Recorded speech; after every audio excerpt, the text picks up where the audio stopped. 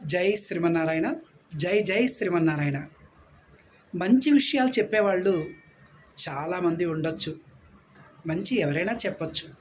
కానీ చెప్పిన మంచిని ఆచరించగలిగేవారు మహనీయులు అంటారు.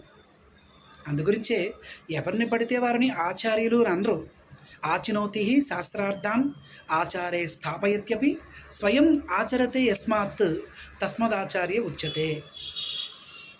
శాస్త్రంలో చెప్పబడినటువంటి మంచి విషయాలని ఒక మంచి ఆచార్యుల ద్వారా విని ఆచార్య శుశ్రూష చేసి ఆ మంచి విషయాలని ఆచరిస్తూ తాను ఆచరిస్తూ 10 మందికి చెప్పేవారిని ఆచార్యులు అంటారు.